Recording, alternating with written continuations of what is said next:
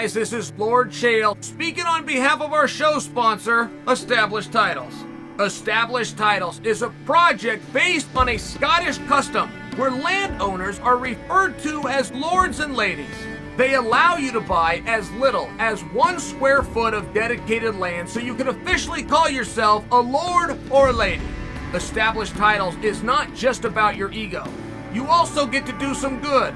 In addition to your new fancy title, Established Titles supports global charities like One Tree Planet and Trees for the Future to help with the afforestation effort. Your title pack gets you at least 1 square foot of dedicated land in a private estate in Scotland. Your certificate features a unique plot number where you can see the exact location of your land.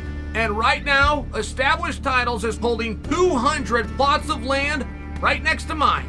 So come join me in the Bad Guy Inc. Kingdom. Getting this certificate even allows you to officially change your name to Lord or Lady. Put it on your credit card, put it on your plane tickets, or if you're so inclined, put it on your dating profile. Makes for a great last-minute gift, and there's even couples packs that come with adjoining plots of land.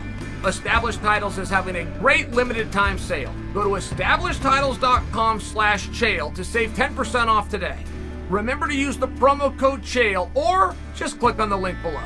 Guys, this was a feel-good moment. Now, let me set the stage for you, if I may. I'm down here at BGI Studios, got a screen right behind me, whole team watches the fight. I sit down, give you guys my reaction. I don't know if I've ever sat in this chair and ever told you guys, I just watched a fist fight in a steel cage. Oh, and by the way, it was a feel-good moment. I don't make a habit of sounding stupid over here. This was a feel-good moment. What just happened? I mean, this isn't real time, guys. What just happened? What is your emotion? How are you feeling right now? And why are you feeling that? So, we don't have a favorite going in the main event, right? I mean, even if we do, we're not going to voice who it is. Nate Diaz, as an Ultimate Fighter winner, as a title contender, who's had an illustrious career, who has brought us many of great moments, and who, by the way, is a veteran within the sport. We're just not going to disrespect him. If we're cheering against him, we're just not going to say it. No reason to. Real quietly, you might tell a buddy who you think's going to win. Who you think is going to win is very different than who you're cheering for.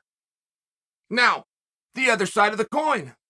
If you're not cheering against Nate, you must be with Tony. But you're not going to say it. You're just not going to say it out loud. You have an Ultimate Fighter winner. You have a title challenger. And you have a veteran within the sport. We respect the fact that it's the veteran time of their career. And that's how we're going to word it, right?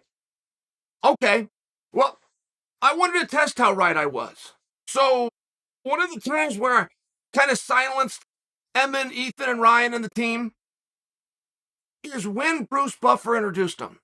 I was just curious. I wanted to know what 15,000 live in attendance were going to do in terms of who are you going to cheer, or if you're going to cheer them both, who are you going to cheer louder for? And I have a feeling some of you, a random, who do you think, guys? We're right down the middle here. I mean, my thumb being on the pulse of our collective emotion going into this contest, knowing that one guy is going to ride off in the sunset and one guy we believe is going to remain. But whoever the one is to remain has got to get through a hurdle known as a post-fight press conference, where he's going to be, if we're keeping track, I believe 5 in the hole.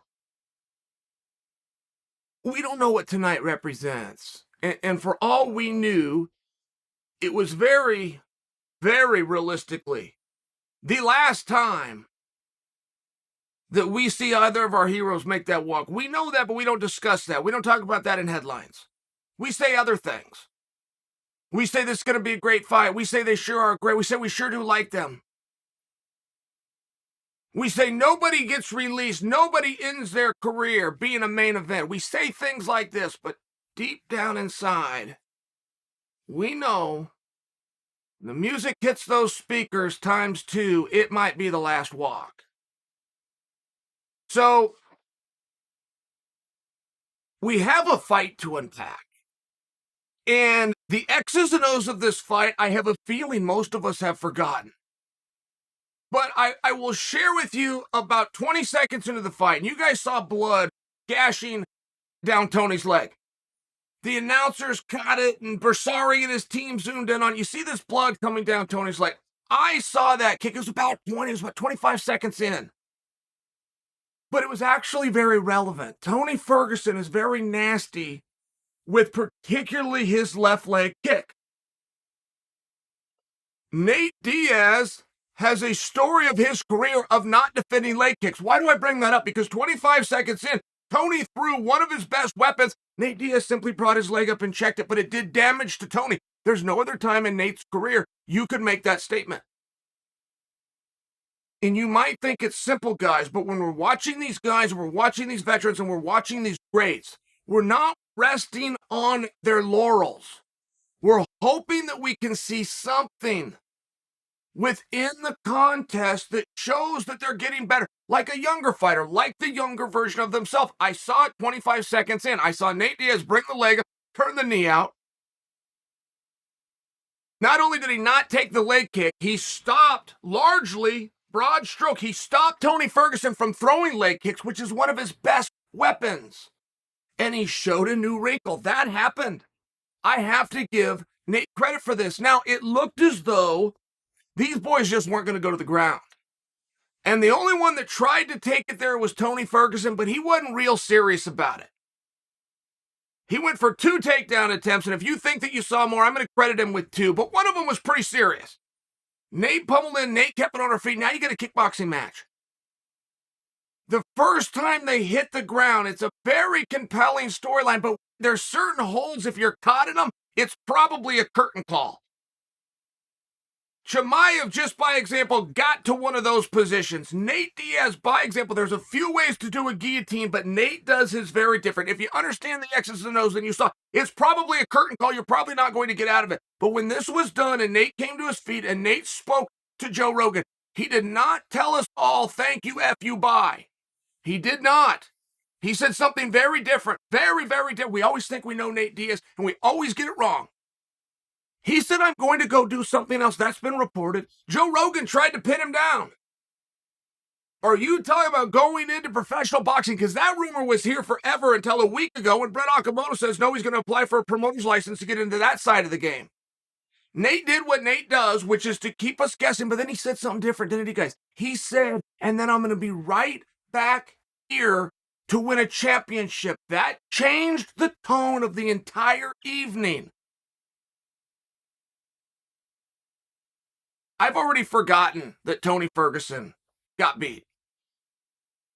And I've already forgotten that Nate Diaz supposedly made his last walk.